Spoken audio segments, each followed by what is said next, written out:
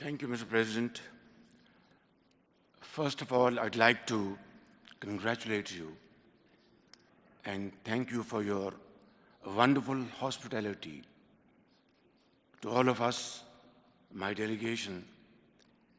And I must say, Mr. President, Shafkat, under your leadership, SU has gained a lot of importance, and you have done a remarkable job to promote the cause of SEO, which is like a family.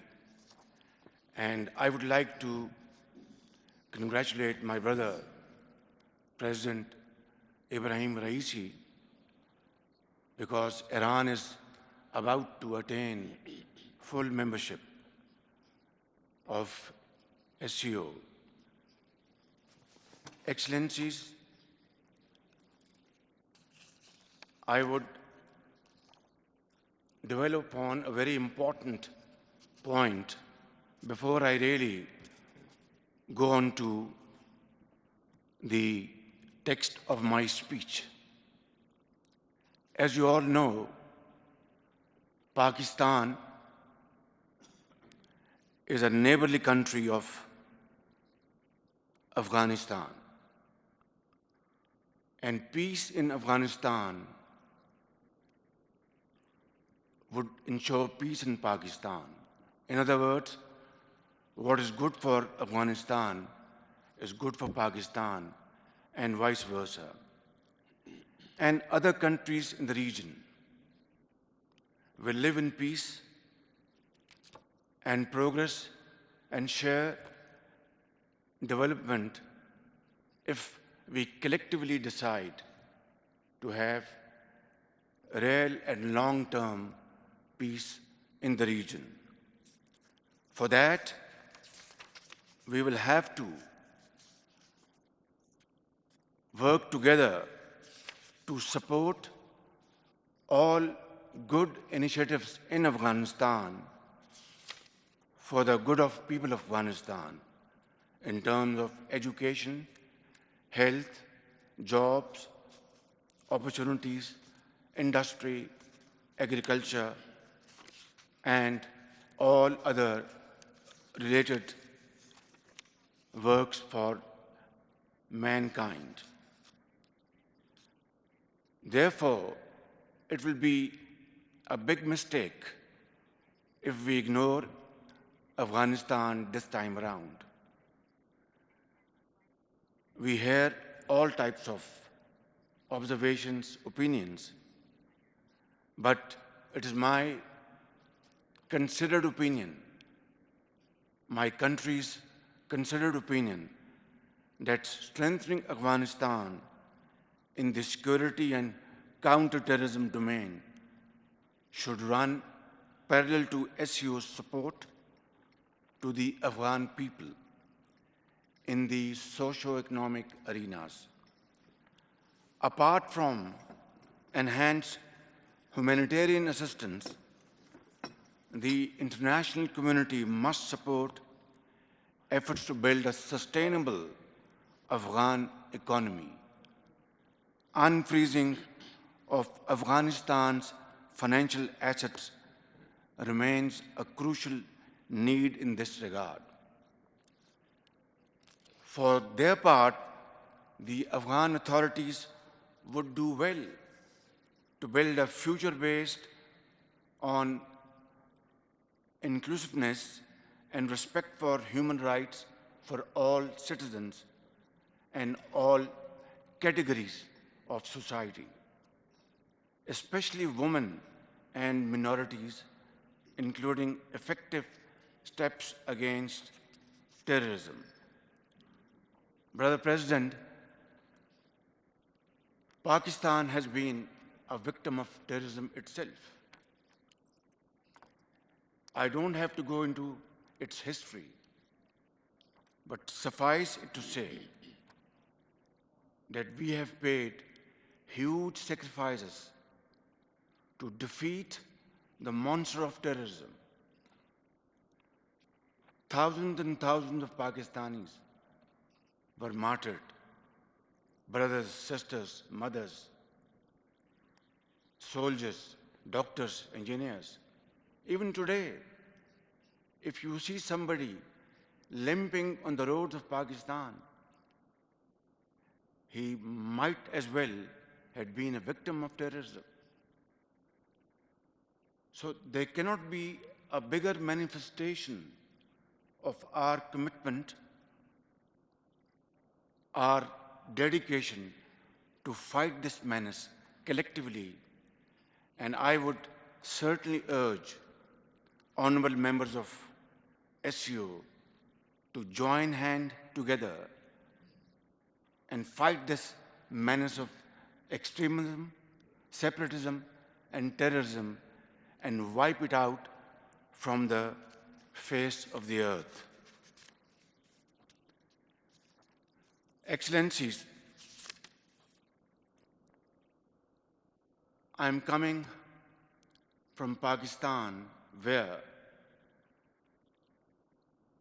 floods have devastated ordinary life over there. Millions of people have been displaced. 1,400 people have been killed, including 400 children. And million houses have been partially or completely damaged. I've been in public life for the last 40 years. I have never seen with my eyes this kind of terrible devastation. It is catastrophic, of proportions unknown to the people of Pakistan, and of course, by extension, to the entire world. We are very grateful to honorable members sitting on this table who have come to our help at this time of dire need, when millions of people are living under open skies, stagnant water is giving rise to waterborne diseases, children getting malaria and diarrhea, temperature, all kinds of diseases have hit millions of Pakistanis in those marooned areas. Great faces sitting on this table, which I know personally, have been extremely kind to the people of Pakistan generally and to the affected people especially, for extending their support, valuable support at this time of need. But the question at issue is that while I count the damages inflicted upon us, like standing crops over hundreds and thousands of acres, all washed away. Livestock, 1 million livestock, all gone. And I'm not going to pitch any figure for the purpose of letting you know what is the quantum of economic loss, but it definitely runs into billions of dollars as I speak. By the grace of God and with Allah's help and your support, we will fight it out, inshallah, and we will be over the hump soon, one day soon. But the question at issue is that while the President, my brother Shafqat, has spoken about climate change, these devastating floods in Pakistan are most definitely climate change induced. It is a result of climate change. Cloud outbursts, unprecedented rains combined with hill torrents coming down, all this put together made Pakistan look like sea of water in all the four corners of Pakistan. We are going to stand on our own feet, but the point at issue is, will this be the last time a country is going to be victim of this devastation? Or, God forbid, others will also become victim of this tragedy.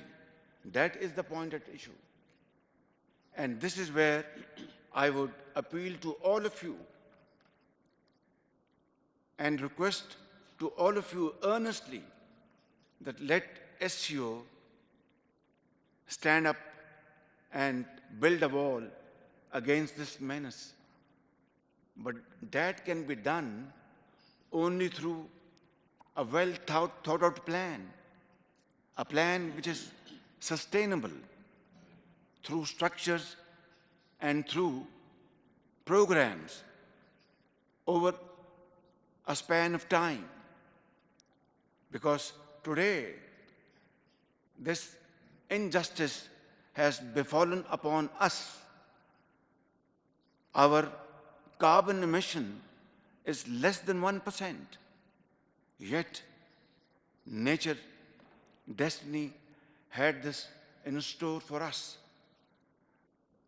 But I think I want to be very honest and straight and very humbly request that let's, at this forum, make a plan to save our future generations. Excellencies, I would also like to welcome the new dialogue partners of SCO, namely Saudi Arabia, Turkey, Egypt, Qatar, Bahrain, Maldives, UAE, and Myanmar. We also support the request by Belarus for full membership of SCO. Inclusion of these friendly countries into the SCO family would further strengthen the organization. Let me conclude by reaffirming Pakistan's strong and unwavering commitment in advancing the objectives of the SCO. And most definitely I will join my voice with the voices here that let's start a very robust connectivity plan.